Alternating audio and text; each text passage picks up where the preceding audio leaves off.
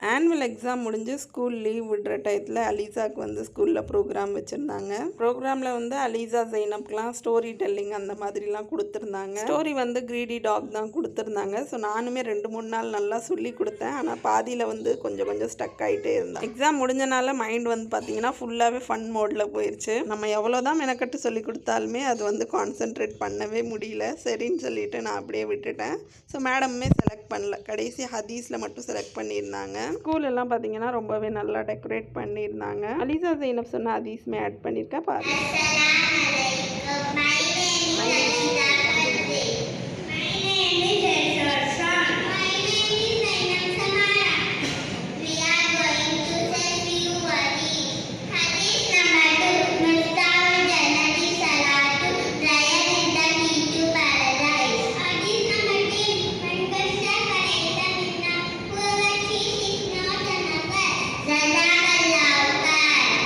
மாஷா அல்லாஹ் நிறைய பிள்ளைங்க எல்லாமே நிறையா நல்லா சொன்னாங்க. ஸோ ப்ரோக்ராமே முடிஞ்சது.